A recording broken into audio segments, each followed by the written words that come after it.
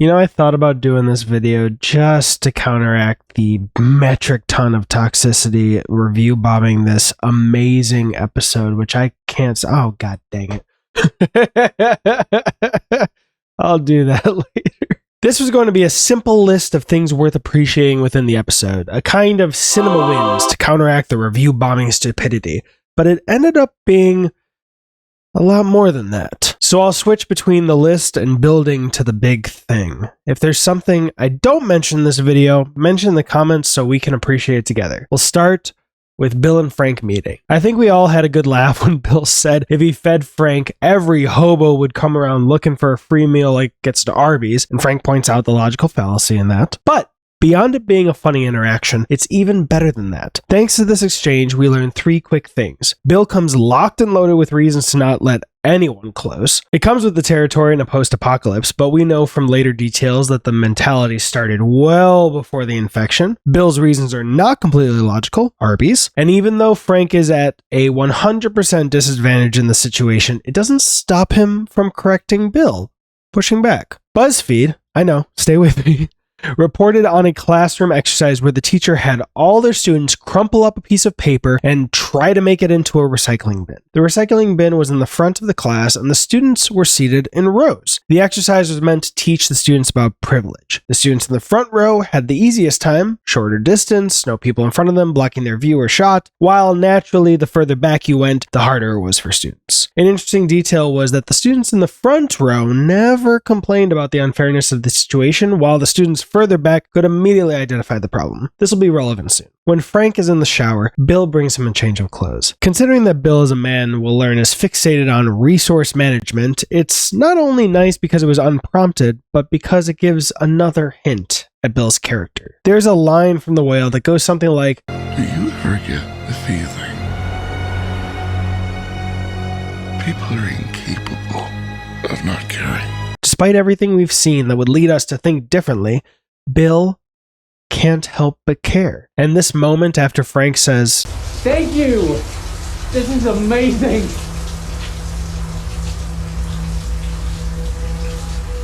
that long pause, I think it's telling us that Bill is not used to being thanked, being appreciated for doing good things. Which is why later he busts through the door with dinner. I think Frank validating Bill's kind gestures makes Bill want to do even more. I love that. I knew a guy, we'll call him John, because that was his name.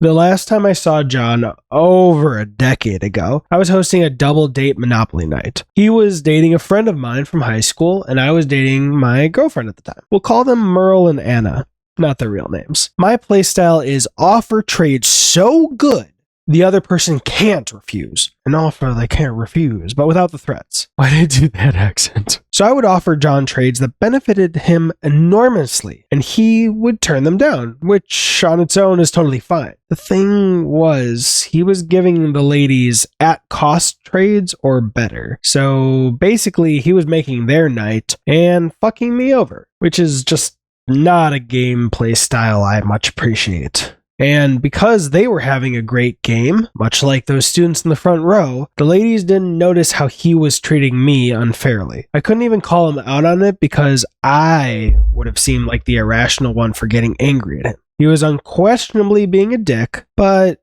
I understand why. Before that story's over, more appreciating. Since later, Frank says paying attention to things is how we show love, Frank finding everything to be dusty is an elegant way to show that Bill, well, he's not showing himself love, which makes this detail even better. I didn't even notice it before making this video, but Bill watering the plants is an amazing change. Not only has he learned to love himself, something we've seen over the course of the episode, but he's discarded his resource management mindset so that he can show Frank love through his actions. The first time I met John, I made a horrible first impression. At the time, I wanted to make a movie for fun with my friends, and the first stage of that was coming up with a bunch of unexpected characters or looks for my friends. One friend, Nick, I basically pitched him doing a bad Obadiah Stane.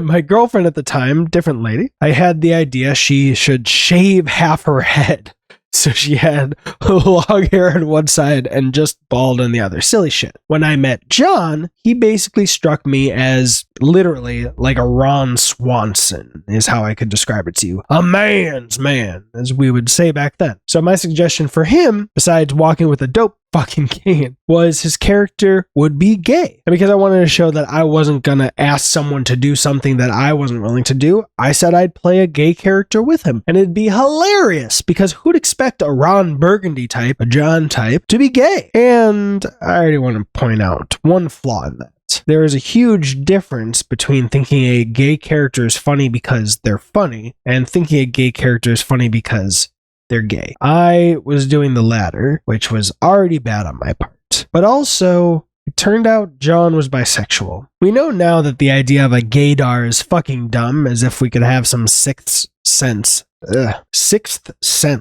could accurately determine everyone else's sexuality, gender, etc. But I couldn't tell that he was bisexual. And apparently, people who had known him since childhood couldn't tell until one day, while they were out at a club, they saw him making out with a dude. That's what our mutual friend told me when he broke it to me what a bad first impression I'd made. Naturally, I apologized the next time I saw John, and he said he forgave me, but it wasn't that simple. And the end of that story ties into my favorite part of the episode. When Bill is serving rabbit and wine, he says, "I know, I don't seem the type."